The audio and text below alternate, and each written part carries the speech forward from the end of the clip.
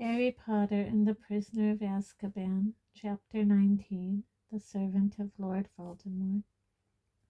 Hermione screamed. Black leaped to his feet. Harry jumped as though he'd received a huge electric shock. I found this at the base of the Whomping Willow, said Snape, throwing the cloak aside, careful to keep his wand pointing directly at Lupin's chest. Very useful, Potter. I thank you. Snape was slightly breathless, but his face was full of suppressed triumph. You're wondering, perhaps, how I knew you were here? He said, his eyes glittering. I've just been to your office, Lupin. You forgot to take your potion tonight, so I took a gobletful along, and very lucky I did. Lucky for me, I mean. Lying on your desk was a certain map. One glance at it told me all I needed to know. I saw you running along this passageway and out of sight. Severus, Lupin began, but Snape overrode him. I've told the headmaster again and again that you've been helping your old friend Black into the castle, Lupin. And here's the proof. Not even I dreamed you would have the nerve to use this old place as your hideout. Severus, you're making a mistake, said Lupin urgently. You haven't heard everything. I can explain. Sirius is not here to kill Harry. Two more for Azkaban tonight, said Snape, his eyes now gleaming fanatically. I shall be interested to see how Dumbledore takes this. He was quite convinced you were harmless, you know, Lupin. A tame werewolf. You fool, said Lupin softly. Is a schoolboy grudge worth putting an innocent man back inside Azkaban? Bang. Thin, snake-like cords burst from the end of Snape's wand and twisted themselves around Lupin's mouth, wrists, and ankles. He overbalanced and fell to the floor, unable to move. With a roar of rage, Black started towards Snape, but Snape pointed his wand straight between Black's eyes. Give me a reason, he whispered. Give me a reason to do it, and I swear I will. Black stopped dead. It would have been impossible to say which face showed more hatred.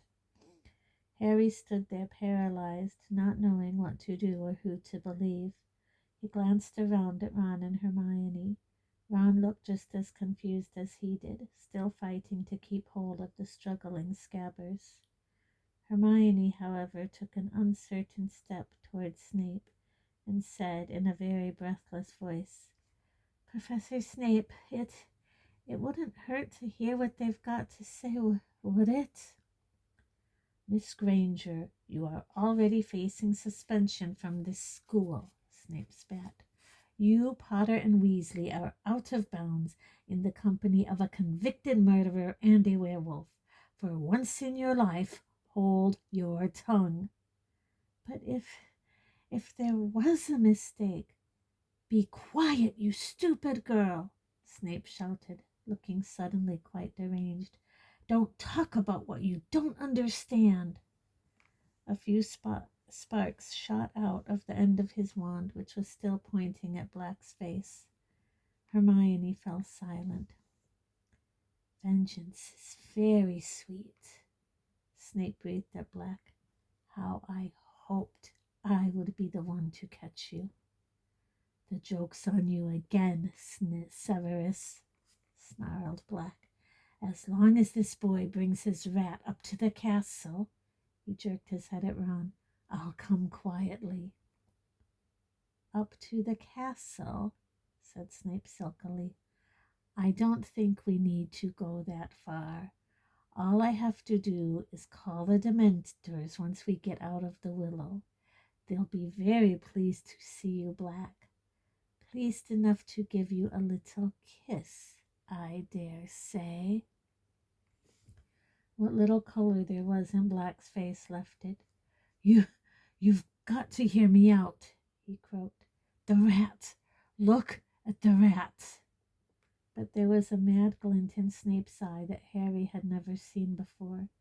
He seemed beyond reason. Come on, all of you, he said. He clicked his fingers, and the ends of the cords that bound Lupin flew to his hands. I'll drag the werewolf. Perhaps the Dementors will have a kiss for him, too. Before he knew what he was doing, Harry had crossed the room in 3 strides and blocked the door. Get out of the way, Potter. You're in enough trouble already, snarled Snape. If I hadn't been here to save your skin, Professor Lupin could have killed me about 100 times this year, Harry said.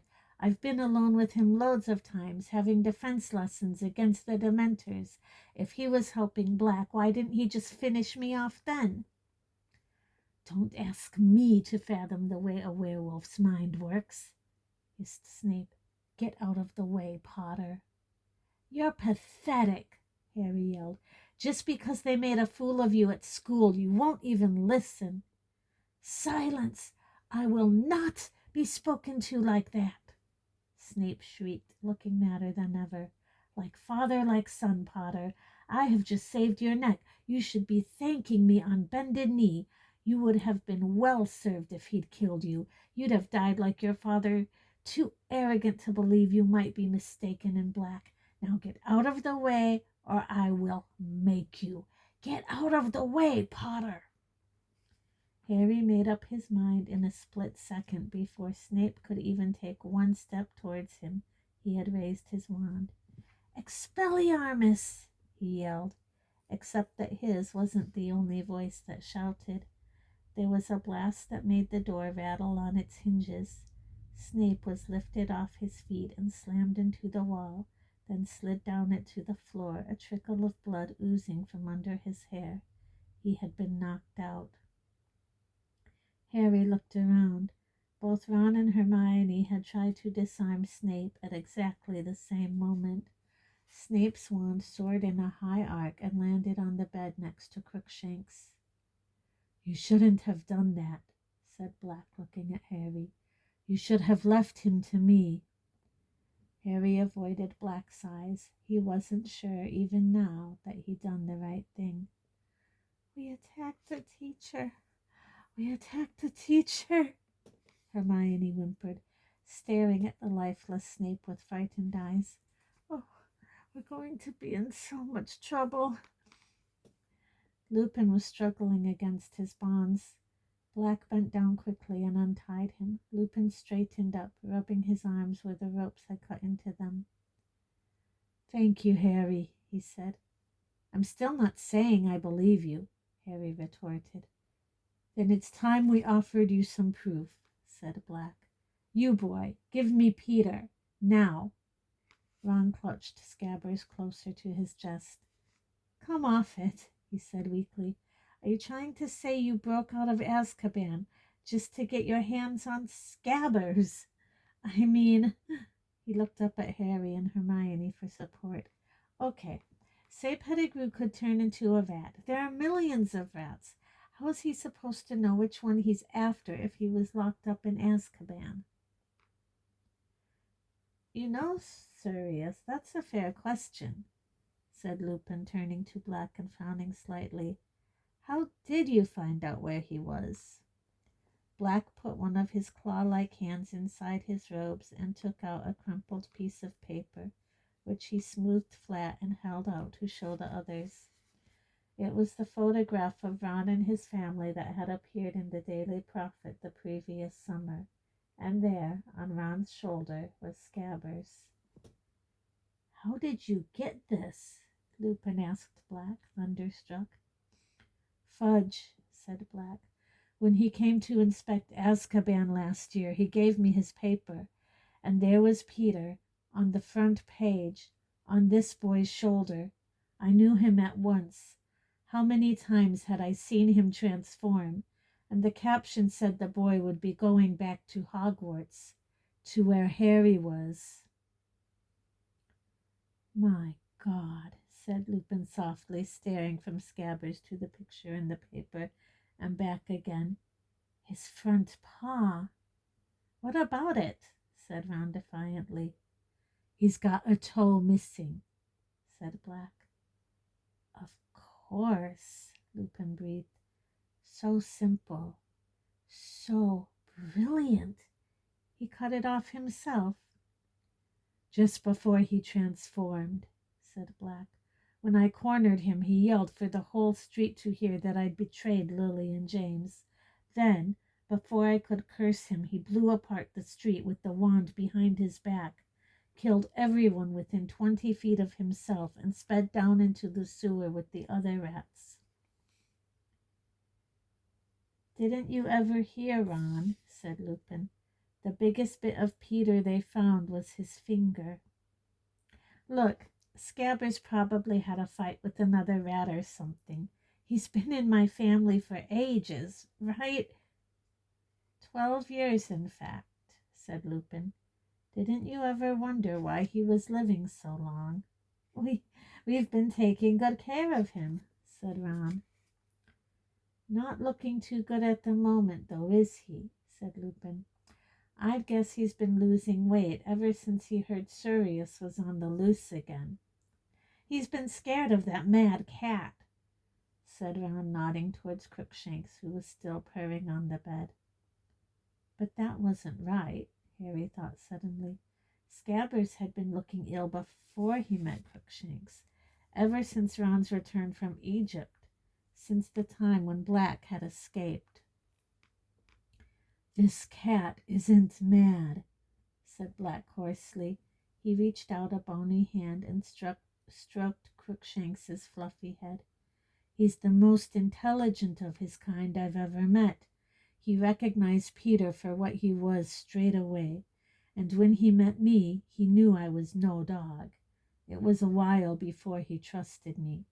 Finally, I managed to communicate to him what I was after, and he's been helping me. What do you mean? Breathed Hermione.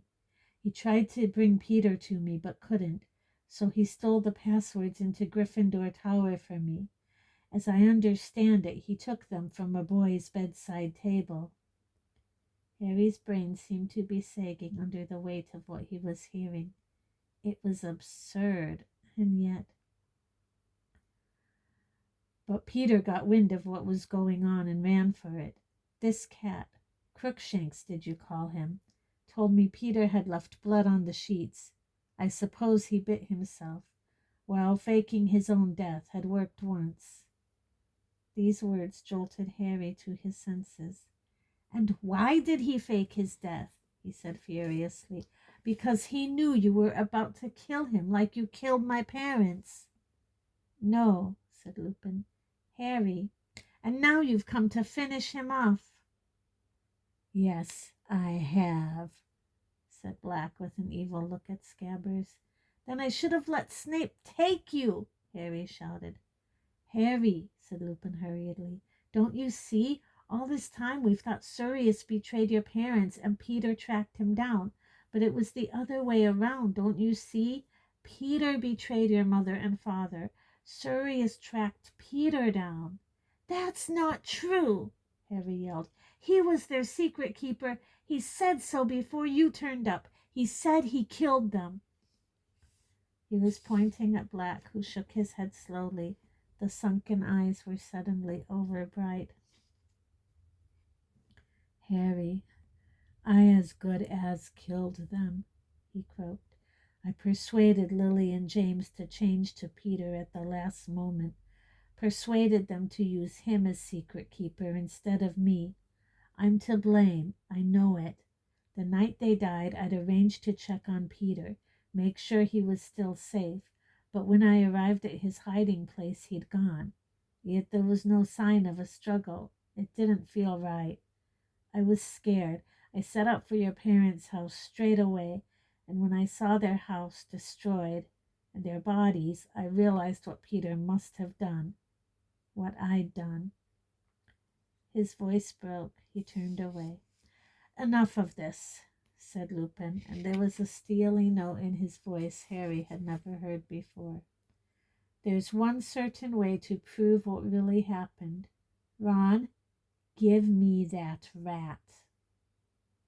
What are you going to do with him if I give him to you? Ron asked Lupin tensely. Force him to show himself, said Lupin. If he really is a rat, it won't hurt him. Ron hesitated, then, at long last, held out Scabbers, and Lupin took him.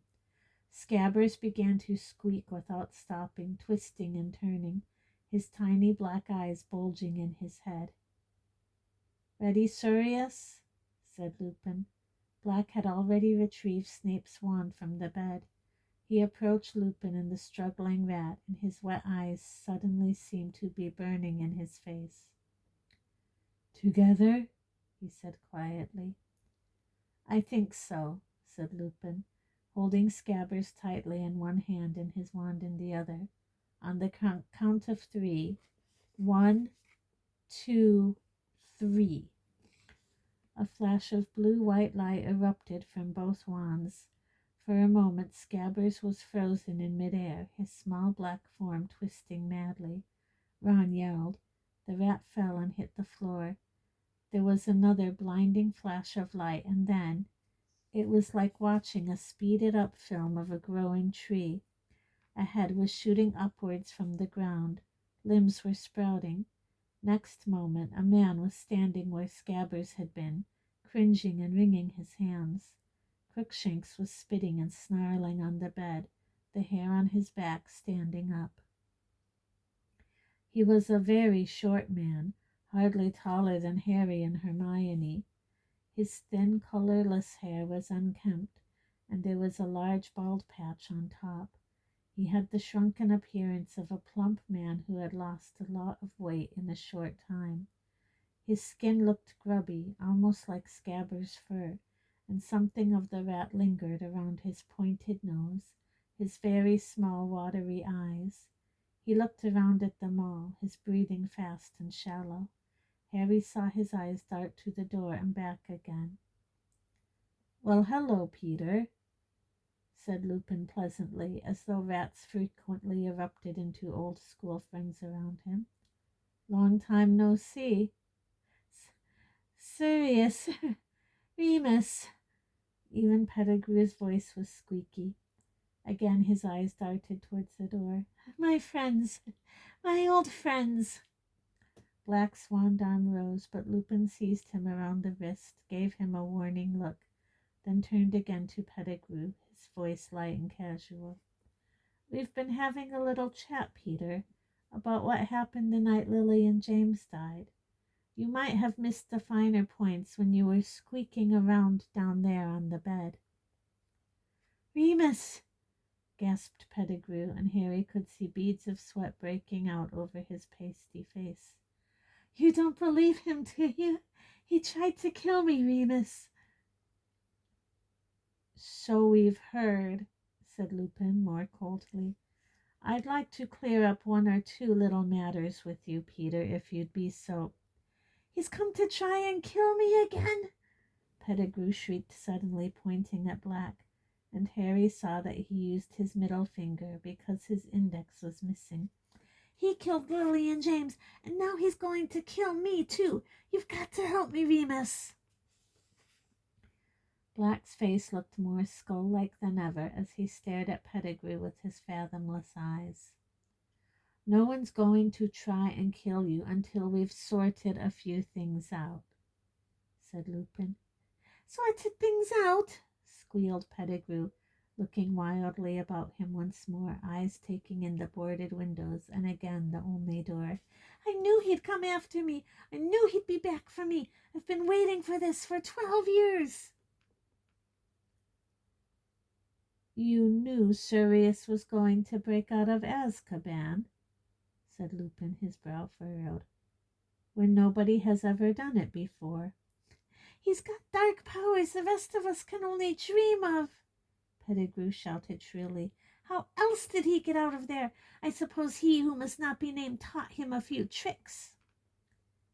Black started to laugh, a horrible, mirthless laugh that filled the whole room. Voldemort, teach me tricks, he said. Pettigrew flinched as though Black had brandished a whip at him. What, scared to hear your old master's name? Said Black. I don't blame you, Peter. His law aren't very happy with you, are they?" "Don't know what you mean, Sirius," muttered Pettigrew, his breathing faster than ever. His whole face was shining with sweat now. "You haven't been hiding from me for 12 years," said Black. "You've been hiding from Voldemort's old supporters. I heard things in Azkaban, Peter. They all think you're dead, or you'd have to answer to them. I've heard them screaming all sorts of things in their sleep. Sounds like they think the double-crosser double-crossed them. Voldemort went to the Potters on your information, and Voldemort met his downfall there. And not all Voldemort's supporters ended up in Azkaban, did they? There are still plenty out here biding their time, pretending they've seen the error of their ways. If they ever got wind that you were still alive, Peter—" "Don't know what you're talking about," said Pettigrew again, more shrilly than ever. He wiped his face on his sleeve and looked up at Lupin. "You don't believe this madness, Remus?" "I must admit, Peter, I have difficulty in understanding why an innocent man would want to spend 12 years as a rat," said Lupin evenly. "Innocent but scared," squealed Pettigrew. "If Voldemort's supporters were after me, it was because I put one of their best men in Azkaban, the spy Sirius Black." Black's face contorted. "How dare you?" he growled, suddenly sounding like the bear-sized dog he had been.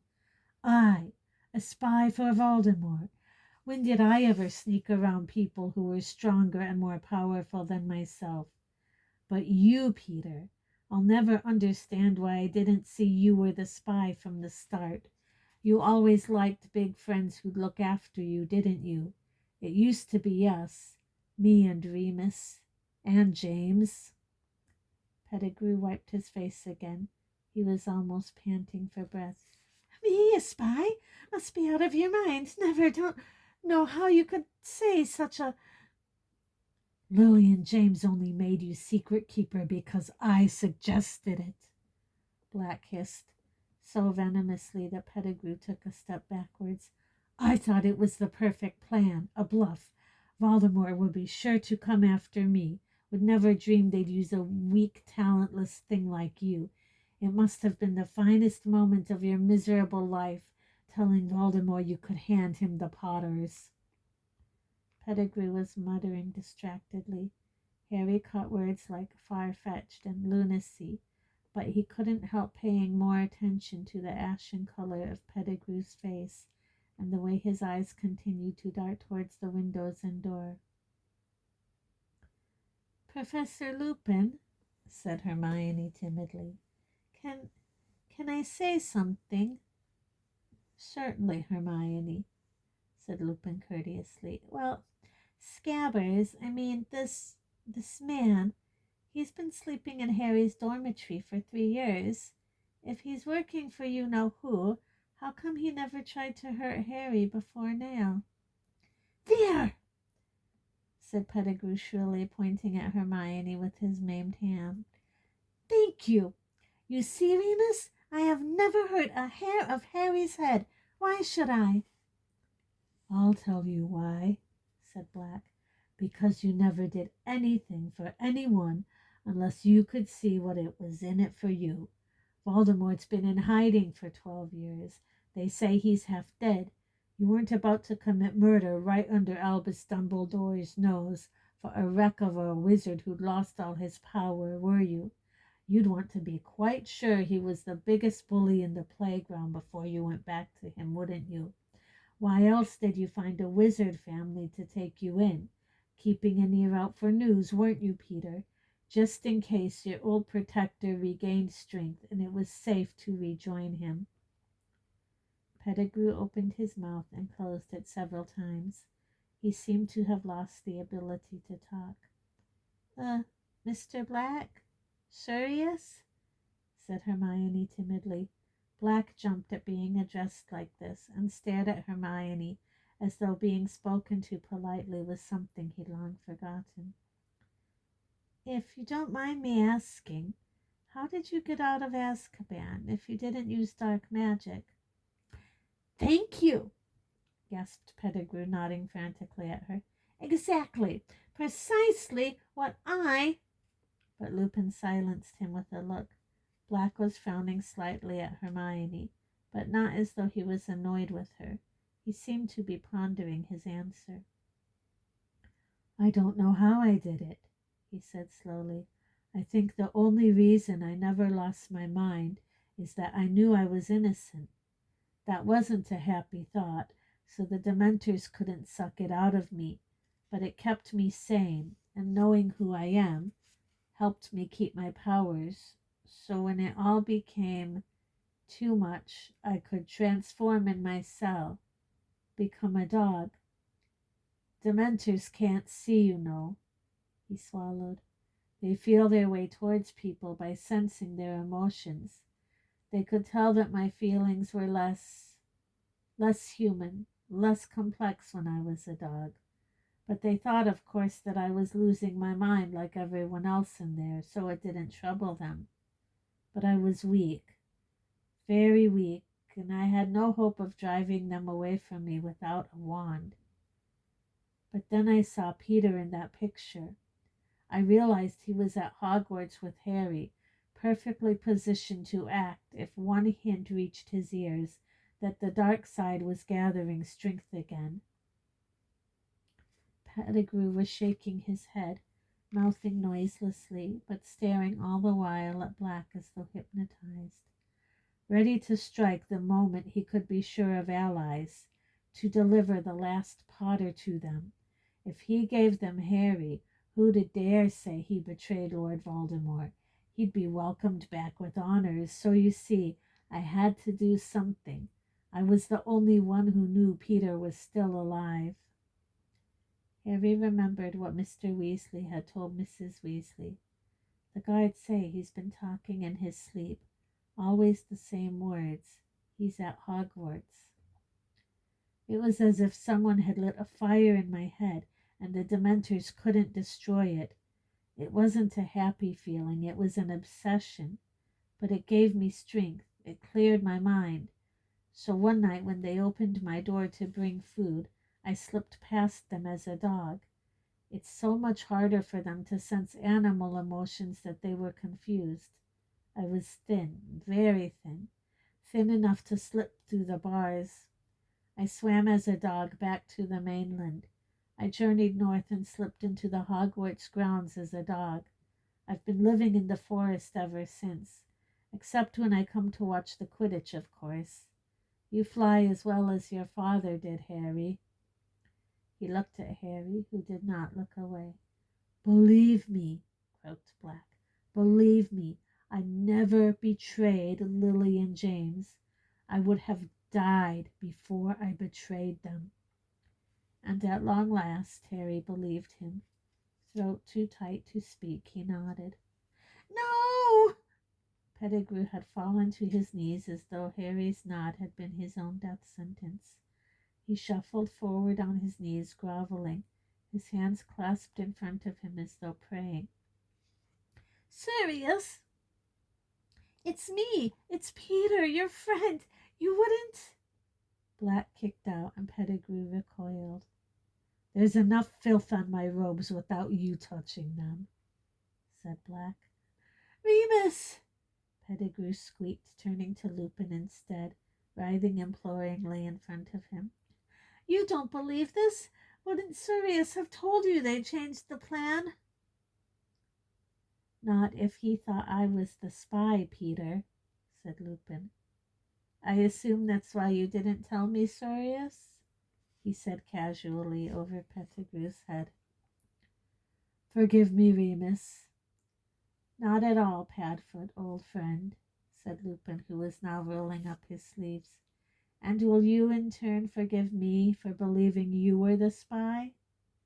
Of course, said Black, and the ghost of a grin flitted across his gaunt face. He too began rolling up his sleeves. Shall we kill him together? Yes, I think so, said Lupin grimly. You wouldn't! You won't! gasped Pettigrew, and he scrambled around to Ron. Ron, haven't I been a good friend, a good pet? You won't let them kill me, will you, Ron? You're on my side, aren't you? But Ron was staring at Pettigrew with the utmost revulsion. I let you sleep in my bed, he said. Kind boy, kind master. Pettigrew crawled towards Ron. You won't let them do it. I was your rat. I was a good pet. If you made a better rat than human, it's not much to boast about, Peter, said Black harshly. Ron, going still paler with pain, wrenched his broken leg out of Pettigrew's reach. Pettigrew turned on his knees, staggered forwards, and seized the hem of Hermione's robes. Sweet girl, clever girl, you won't let them. Help me. Hermione pulled her robes out of Pettigrew's clutching hands and backed away against the wall, looking horrified.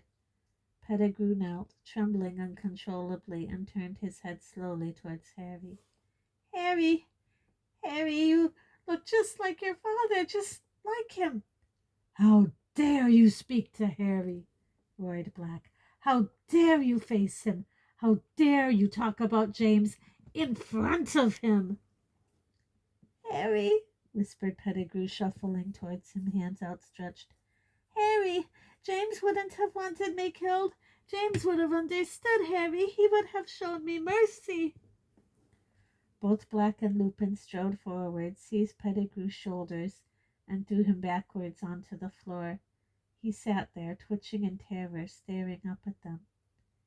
You sold Lily and James to Voldemort, said Black, who was shaking too. Do you deny it? Pettigrew burst into tears. It was horrible to watch. He looked like an oversized, balding baby cowering on the floor. Sirius, what could I have done? The Dark Lord. You have no idea. He has weapons you can't imagine. I was scared, Sirius. I was never brave like you and Remus and James. I never meant it to happen. He who must not be named forced me. Don't lie, bellowed Black.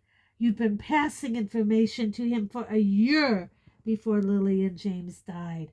You were his spy. He was taking over everywhere, gasped Pettigrew. What was there to be gained by refusing him?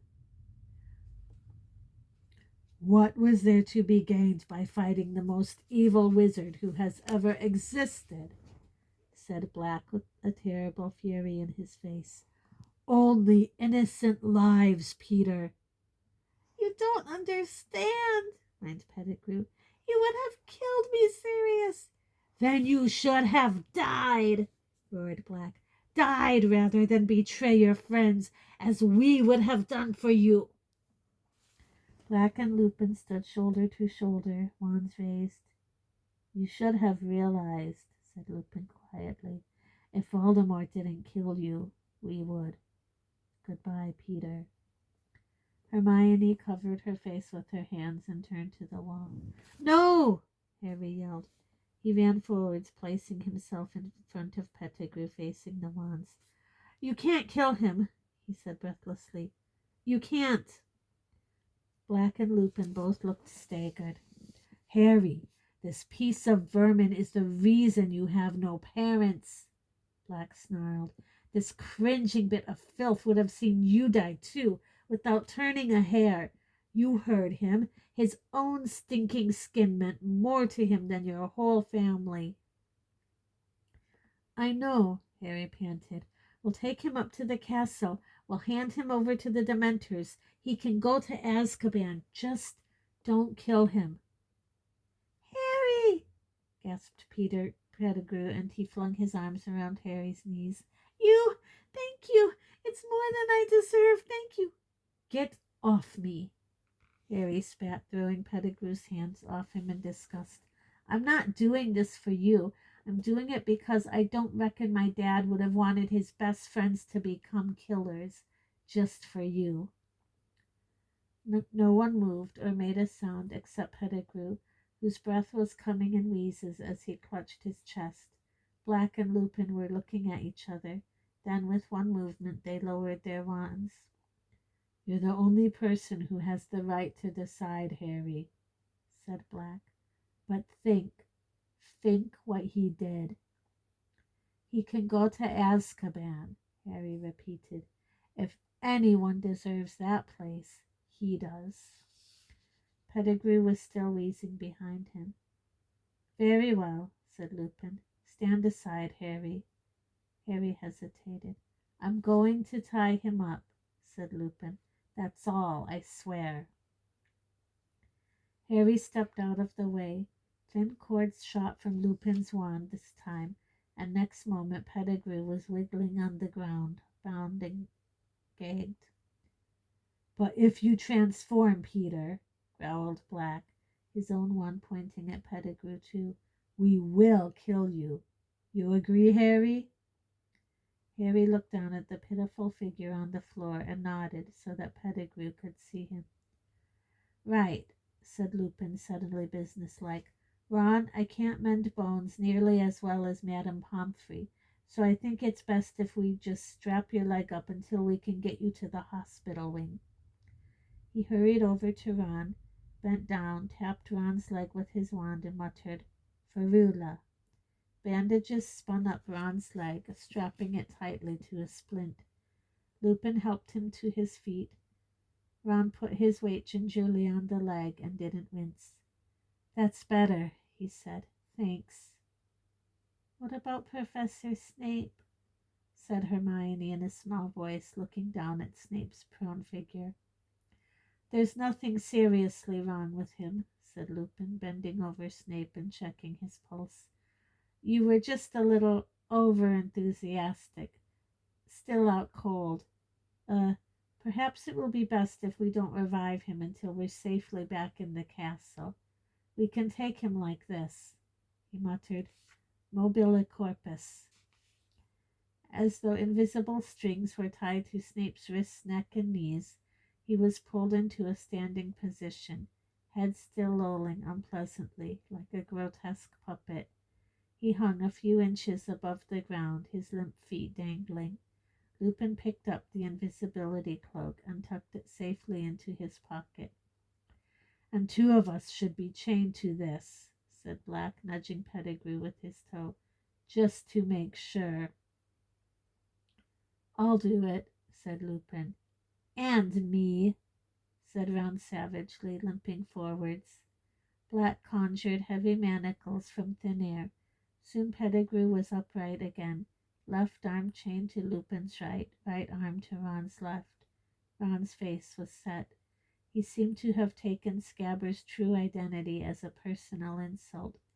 Crookshanks leaped lightly off the bed and led the way out of the room, his bottle-brush tail held jauntily high.